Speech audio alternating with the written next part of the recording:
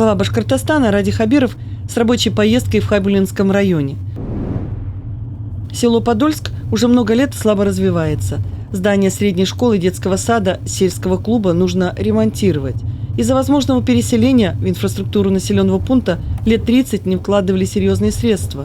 Надежды на перемены возобновились с началом строительства шахты Подольского месторождения.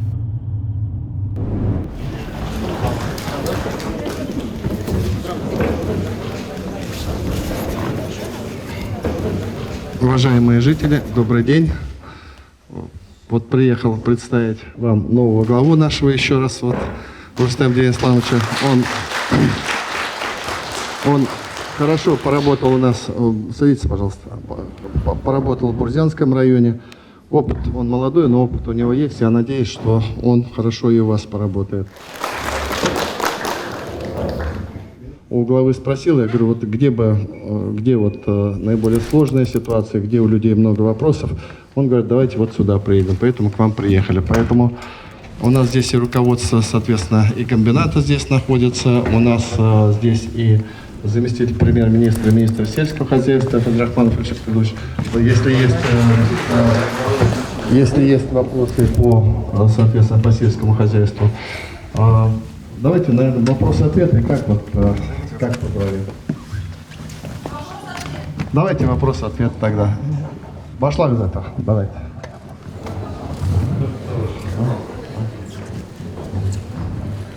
Я здесь работал в совхозе 42 года. Сейчас на пенсии. 50 лет, 52 года здесь живу. И 50 лет мы на иголках сидим. У нас нет определенности по будущем нашего населенного пункта. Вот самый главный вопрос, этот вопрос надо нам решать.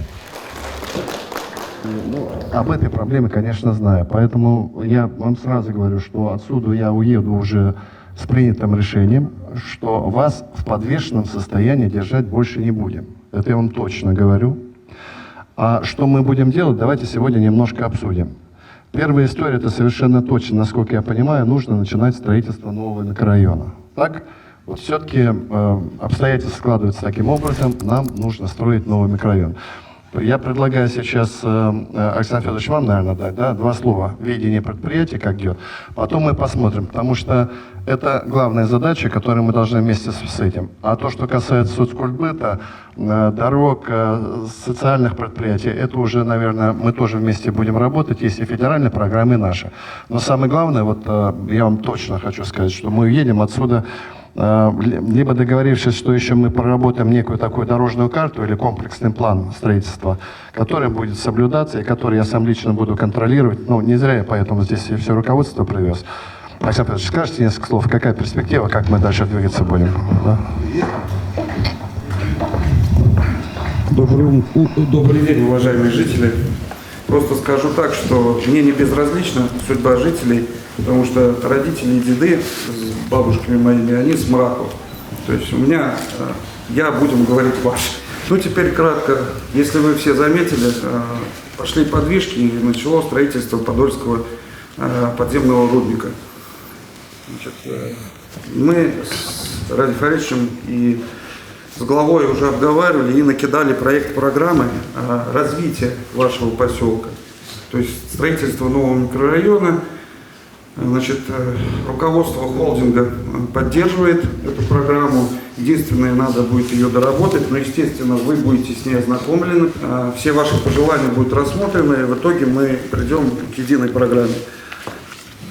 Так, да, Радий Фаридович? Да. Давайте так мы сделаем. То, что касается программы, вы еще так ее подработаете, и было бы неплохо, если бы вы в середине февраля, я большой срок даю, Рустем Александрович, вам, вы отработаете эту программу, в том числе, прежде всего с предприятием и с моим участием в том числе. Так? 15 февраля надо передать сюда, надо передать людям, чтобы люди с этим ознакомились. Мне кажется, нужно привести сход граждан. На сходе граждан обсудить. На этом сходе обязательно вам нужно принять участие. От правительства республики здесь тоже примут люди участие. И уже первое чтение, скажем так, этой программы сделать. Мы с этим вопросом, я предлагаю, Александр Федорович, люди очень долго ждали, нам делать нужно очень-очень быстро это все делать. Ладно, нормально. Так, Иштар, поэтому вот устраивают такие сроки. Вот если мы вам программу уже, которой вы будете уже со сроками, с ответственными, с объектами, понимаете, да? 15 февраля вам передадим. Нормально так будет? Принимается. Вам сюда передадим. И глава сельсовета проведет здесь, подчеркиваю, вместе с главой района, да, с участием предприятия, проведет здесь публичные слушания, чтобы мы понимали, вернее, вы понимали. Все-таки это для вас всех непростой будет вопрос, потому что все-таки годами вы жили, и тут вот приходится, соответственно, вот как бы менять образ жизни, может, обстановку. Но мы постараемся сделать, чтобы это все было очень комфортно и очень достойно. Ну, теперь дальше следующий вопрос, значит, который... Можно без микрофона? Следующий вопрос, который задается, то есть это по обеспечению рабочими местами. Сразу хочу сказать, есть юбилейное месторождение, на котором сегодня располагается башкирская медь. Есть наша следующая Подольская. Значит, планы развития такие. Через 5 лет первая северная залежь должна начать свою отработку здесь, на Подольске. У нас еще через 5 лет выйти на полную мощность, это будет 4,3 миллиона тонн в год. То есть, все, если складываем, понимаем, что это 8 миллионов, практически тот же большой ГОК. Это как на Гайском ГОКе сегодня. Значит, здесь по расчетам количество людей ежегодно будет увеличиться. Не только здесь, но и на Башмеде. Я имею в виду на юбилейке. Здесь количество работающих на полное развитие должно достичь порядка 2000 человек.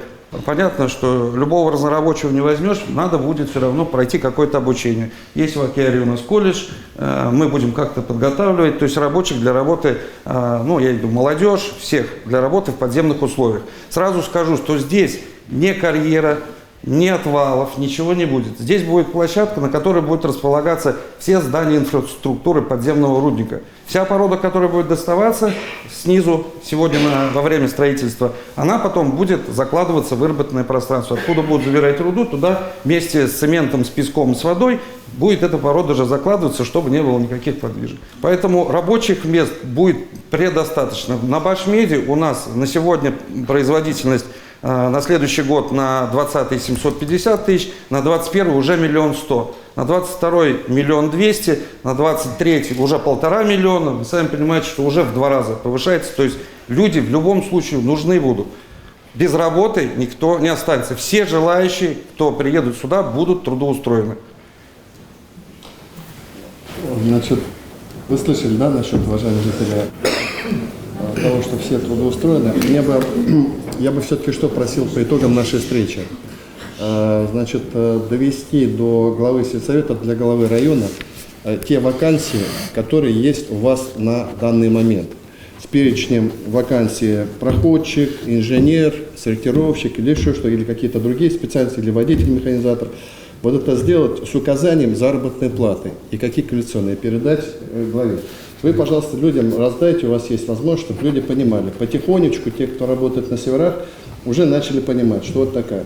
Сделайте это на момент на сейчас, что у вас есть, и сделайте на момент через полгода или через год. Тем более, вас там довольно... Я точно могу подтвердить с своей стороны, я сам приезжал на начало работ на Подол, и мы с руководителем МГМК холдинга договорились, что они будут динамичны. Действительно, очень долго не разрабатывалось это предприятие, и мои, значит, и предшественники мои этим занимались, и я вот сейчас это дело действительно сдвинулось. Второе, значит, Рустам Исламович, вы тогда тоже проведите с вами, какие есть возможности для их переподготовки, потому что, чтобы он уже понимал, человек, который работает на севере, что да, его зарплата устраивает такая, понятно, она будет меньше, чем на севере, но зато у него, с другой стороны, он рядом с семьей будет, семья рушиться не будет, он детей будет видеть и так далее. И, соответственно, какую переподготовку и какие сроки, кем это осуществляется. Я полагаю, что эта переподготовка для них должна быть бесплатной, конечно. Так, вот это тоже имейте, пожалуйста, в виду. И, ну, третье, вот опять мы возвращаемся. Вот я сегодня был и на Бурибае. В Бурибае примерно та же ситуация, как и у вас может быть. Там и работа вроде есть, но молодежь уходит, потому что в Бурибае, извините, ФОКа нету, ДК нету, школа в 2 смены учится, гулять детям негде и так далее. Вот нам надо сделать так, чтобы у вас здесь на Подоле было все-таки не так. И вот по социальным объектам надо начинать уже. Эта программа, она уже есть, но мы договорились, что дайте нам немножко поработать до середины февраля. Вот середины февраля вы будете примерно понимать, какие объекты, какие, соответственно, сроки, и мы их будем выдерживать. Значит, совершенно точно здесь должно быть спортивное, здесь должен быть обязательно. Там надо посмотреть 1200, да, здесь? Да. 1200 это, по-моему, уже по нормативу должна быть врачебная амбулатория. Да что такое врачебная амбулатория? Это значит наличие коечного фонда, там, дневной стационар, чтобы могли пройти. Это здесь должен быть небольшой дом культуры, ну и, понятно, благоустройство и так далее. Вот, собственно, вот такая история. Пожалуйста, давайте вопросы задавайте, Александр Федорович, или мне какие вопросы? Гуньков Николай Викторович, вот она, село Советник. У нас нет устойчивой сотовой связи. 2 года у нас подряд засуха идет. Сенокос очень тяжелый был, под Уралом косим, косилки роторные, загорается. Мы не можем друг другу даже позвать вот на помощь, позвонить только вот через сельсовет, чтобы там помочь нам вот друг другу. Поэтому, уважаемый Ради Фаритович и приглашенные, я хотел бы, чтобы помогли нам с сотовой связи, если есть возможность. Значит, давайте вопрос ко мне. Я пришлю наших коллег, кто у нас операторами является, кто подпишется, мы с ними проведем переговоры, кто наиболее готов. Это такой недолгий, наверное, процесс, но к вам приедут и, соответственно, разработают программу. Давайте так, это уже моя зона ответственности, и я поручение такое дам. Значит, по сельскому хозяйству, что молчите-то? По засухе кто будет говорить из вас? Вопрос. Индивидуальный предприниматель, Кустин Гимабаевич, житель этого сельского поселения Подолский. Вопрос. Мы попали именно 2 года подряд на засуху. Засуху наш 19 года, значит, это сравнимо с 10 годом. Действительно, в прошлом году у нас была помощь со стороны Российской Федерации, Республики Башкортостан, было субсидировано, но в этом году вот вопрос не решается. Если вот вопрос по финансированию решаться не будет, то некоторые наши фермерские хозяйства окажутся в тяжелом финансовом положении. Спасибо. То, что касается засухи, вот, Ильшат Ильич, ответьте на вопрос по засухе. Вот. У нас министр сельского хозяйства здесь. Да, действительно, 2-й год подряд именно Хайбулевский район попадает под засуху. Сколько у нас? 5 центнеров, да? 5-6 центнеров получается. Даже и сенокосов почти нету. Поэтому Российская Федерация с июля этого года отменила вообще выплаты по ЧС. Поэтому мы принципиально на следующий год принимаем решение за счет бюджета республики возместить покупку семян, удобрений и ГСМ. Это мы программу сделаем только для Хайбулевского района. Значит, давайте так, вот мы знали, что будет вопрос по засухе, значит, и готовились к нему. Значит, решение такое принимаем, что да, поскольку раньше это было федеральной программой, и мы получали деньги из бюджета федерального, сейчас этого нет. И нам придется, если принимать какое-то решение, то только за счет бюджета республики. Это будет сумма поменьше, но, по крайней мере, для хозяйства это будет существенная помощь. Пожалуйста, еще вопросы какие? Есть вопросы? Я фермер Власенко. Мы здесь родились, вырастил детей и вырастил внуков, уже все это, и все были нас всегда говорили, что перенос, а на сегодняшний день я уже, как-то постарел, и я не хочу выезжать, потому что у меня уже здесь все свое, поэтому я хочу, чтобы можно ли нам будет кому остаться.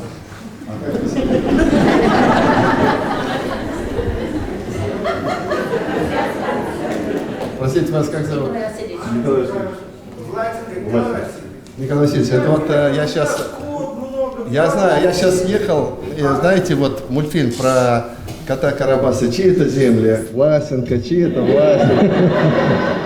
Поэтому, нет, мы знаем, что вы хорошие предприниматели, хороший руководитель, поэтому здесь мне кажется, здесь, вопрос понятный вы задали, но все-таки обстоятельства таковы, что нужно будет переезжать в новый микрорайон. Это надо трезво к этому подходить. Ведь все это время было сказано, никто не давал обещания. Ни мои предшественные руководители, никто не говорил, что разрабатываться не будет и переезда не будет. Поэтому вы все-таки внутренне должны быть готовы к этому.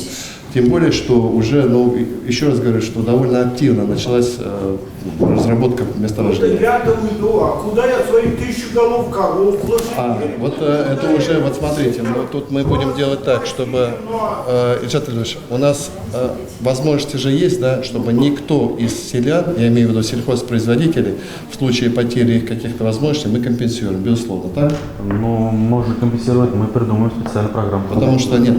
Самое главное, вот в этой программе тоже должны понимать, и что все, что происходит, не должно на них ложиться как бы неподъемным грузом. Понятно, все-таки это государство эту историю все-таки на себя берет в большей степени. Ладно, и с вами, коллеги, с комбинатом. Лошадей, если что, заберем, у нас не хватает центра. А я весь район кормлю, у меня... Ради Фариш, разрешайте? Нам бы побольше вот таких властников.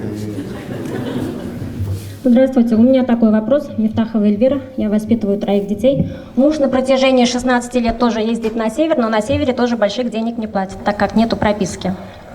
Поэтому, если будут рабочие места, конечно, были бы рады. А также еще вопрос насчет школы. Вот сколько просим вентиляцию в школе, потому что влажность очень большая. Вот смотрите, вот по этой школе мы можем... Вот это же школа, да? Да. Эта школа не попадает? Под что? Нет. Под переселение не попадает? Ну, он в любом случае будет переселяться, да. То есть все-таки попадает? Да.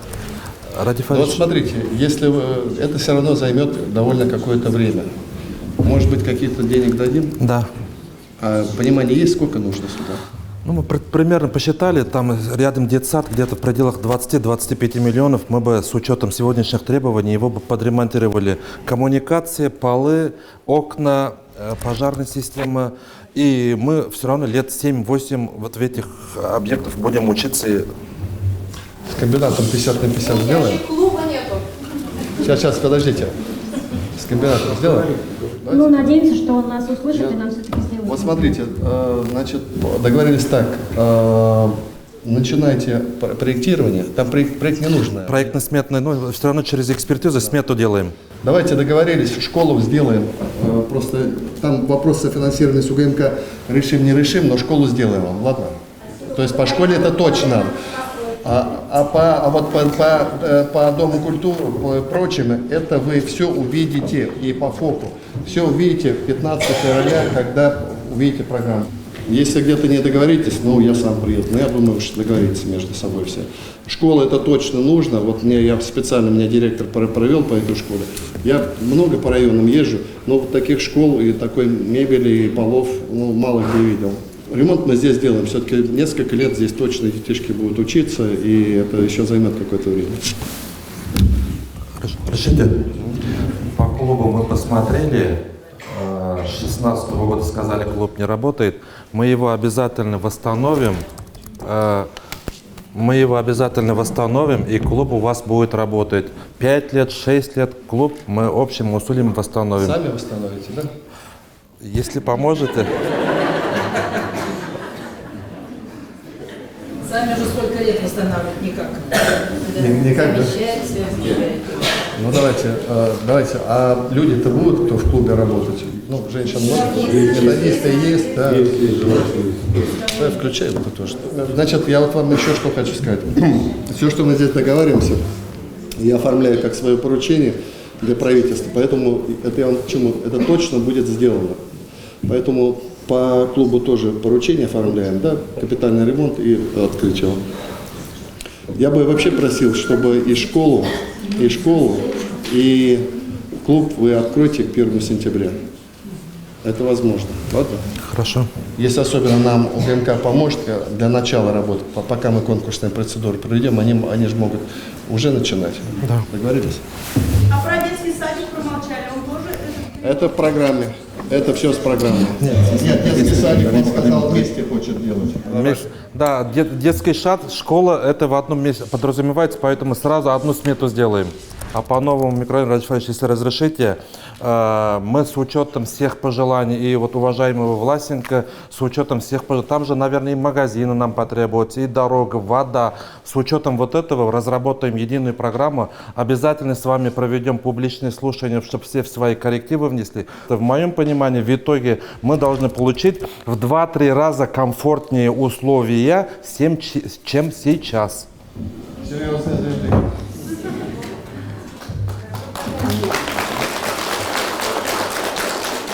Я Серикова Роза Лутфеевна, пенсионерка. У меня вопрос вот какой. Мы уже люди пожилые, поэтому часто приходится обращаться в больницы. Но вот чтобы ехать, у нас автобусов нет. И вот вообще нет возможности добраться в Акер, где там очереди, 3 дня ездили, не могли пройти. Отвечу. Вот, очень нужный всем вопрос. Именно поэтому мы сейчас очень сильно начали развивать Башавтотранс. То, что именно мы первую часть задачи выполнили. Ведь был период, я не знаю, может мне врали, но тогда мне сказали, что было одно время, даже с Акьяра в Уфу толком автобус не ходил. Было такое. Сейчас, насколько мне, потому что это было мое поручение, Башавтотранс ходит с Акьяра в Уфу и так далее. Теперь, вторую задачу, которую я поставил в Башавтотранс, теперь соединять уже крупные населенные пункты внутри, то есть Акьяр с Бурибаем, там, вас, соответственно, с Акьяром и так далее. Мы сейчас закупаем технику. И мы Баймакскому передадим какой-то автобус, 20-15 передадим, с учетом, чтобы к вам на район пришел. И самые крупные населенные пункты, но это же вот получается Бурибай, Подольск. Вот, и заработали. Но к 1 июня мы соединим. Это не будет через каждые 15 минут, но, по крайней мере, вы твердо будете знать, что утром вы уехали, вечером вы приехали, там, или в обед. Это будет с 1 июня. Мне поручение поставьте, это прям поручение генерального директора Башавтотранса сюда, чтобы это пошло. Хурматлы Ради Фаритова, Хурматлы Ради Фаритович, я вас приветствую от имени 8000-й армии пенсионеров и лично от себя. Что я хочу сказать? Несмотря на вашу загруженность, занятость, вы уже 3-й раз посещаете наш Хайбулинский район. Да, вы заняты, но столько сделали для нас, вы рождены для своего народа. Огромное вам спасибо. Всех вас.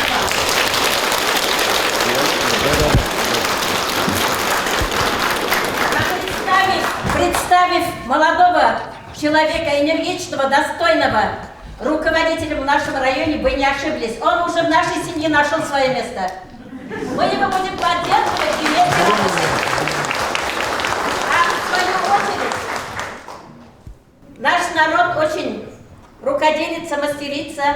Бренд нашего района – это по старым меркам сотканный шарф. Вас согреет и напоминает о том, что Хайбулинский район – это крупный район нашей республики. Вас никогда не подведет и будет работать во благо нашей республики.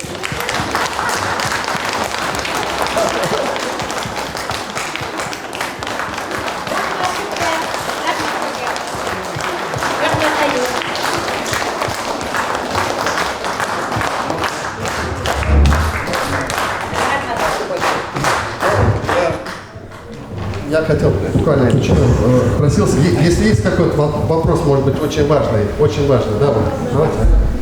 Я являюсь молодым специалистом в детском саду, и у меня такой вопрос. Есть ли какие-то новшества или введения именно в дошкольном образовании? Потому что, как ни послушать, везде как бы учителя, медики, воспитатели. Ой, молодец. Прям вот правильно задала вопрос. Значит, мы ввели программу, вот вы просто стоите на очереди второй, я имею в виду не вы лично, а вот. Мы для медиков, вы знаете, и есть программа «Земский врач», «Земский фельдшер», мы сделали. После этого мы пошли дальше. Мы сделали программу «Сельский учитель», чтобы у нас учителей в школах сейчас не хватает. И уже в этом году мы дали 100 грантов, то есть 100 учителей в селах получили по 600 тысяч. В следующем году мы 150 грантов даем по 600 тысяч. Дальше. Мы, опять же, люди, и, кстати, это мне в Тимясово надоумили, они сказали, дайте нам тренера в село, и тогда у нас все будет хорошо. И мы приняли программу сельского тренера, то есть тренер приходит и так далее. Вторыми у нас после этого идет на очередь работник культурного учреждения. Я пока просто не хочу, у нас будет вот в феврале большая встреча с работниками культуры, я об этом скажу. И вот после них стоят, потому что по дошкольным учреждениям мы действительно пока поддержки большой не делали. У нас и для школы есть программа «Взлетай», для вас ничего нету. Вот по дошкольному образованию, вот вы стоите, вот скажем так, это зависит немножко от денег, потерпите, но мы вас тоже обязательно каким-то образом что-то придумаем. Может быть, чуть поменьше грант или что, но чтобы побольше людей охватить, потому что вас очень много, понимаете, мы же... Вот посмотрим, это либо сельский работник, там детское дошкольное учреждение, немножко там с ограничениями такое будет. Вот я так. Уважаемый Ради Фаритович, хотела вас попросить, вот наша дорога Подольск-Таштугай, 18 километров. Хотели вас попросить, чтобы сделали хотя бы какую-нибудь обсыпку. Это вот главе вопрос, вот ему задание. Нет, ну, нет, вот смотрите, там грунтовка, да? Там вообще Тогда одни смотрите, скалы. жители, вы сами добиваетесь, вот глава сельского поселения пусть активнее. Каждый год, вот начиная с прошлого года, мы на каждый район выделяем по 10 миллионов рублей. Что такое 10 миллионов рублей? Если к ним рачительно обойтись с этими деньгами, щебенки у вас полно здесь можно найти, вы можете 1 километр сделать за 300 тысяч, за 500 тысяч. То есть вы 20 километров дорог можете проложить. А какие-то дороги проложить, это уж пусть глава решает вместе с жителями и так далее. Я просто еще хотел сказать, значит, мы во всех, мы договорились вот до 2024 года, скажу важный вопрос, в каждом населенном пункте, где положено по количеству людей, будет ФАП. Обязательно все ФАПы новые, ветки все мы убираем, новые ФАПы. Вообще до 2024 года мы построим практически 370 ФАПов. Вот каждый год мы будем по 70, 80, по 100 ФАПов делать. Я про дороги уже говорил, про школы говорил. В этом году мы в 2 раза больше сделали вообще объектов за все время строительства. Мы построили 20 школ, никогда в одно время не строили, 21 детский садик. В следующем году чуть поменьше, но тоже много будем строить вот в рамках национального проекта президента. Поэтому я по части вашей, вот я сюда именно приехал, потому что я понимаю, для людей переезд это очень такая, стресс большой. Но я обещаю вам, что я сам буду контролировать, чтобы мы и вас не обижали, и все это организованно прошло. Будьте здоровы, будьте счастливы.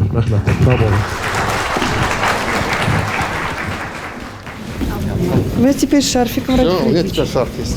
Жители Хабыровского района позаботились о вас. Да, все, я вот буду носить. Сложная встреча была? Да нет. О, Буранбай. Я не во всем с ним согласен. Не во всем. Потому что, знаешь, иногда критиковать легко. Но вот передайте, вот, когда по делу, это пожалуйста. Ты же помнишь историю твою с остановками?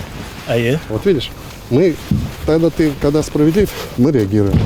Когда несправедлив, реагировать не будем. Рахмат, Рафас. Келгеніңізге біздің мектеп өзі. Рахмат. Сіздерге итен хау. Ішіңізде оңыштар. Матур етіп қалыс жылларға. Ярай, балаларыңыздың естігілігін көріп, итен хау. Ради Фаритович, вы не уворачивайтесь от неудобных вопросов, не избегайте неудобных встреч. Никогда не будем, все, пошли. Все, побежали. Все, ребят, тогда не гоните, ладно?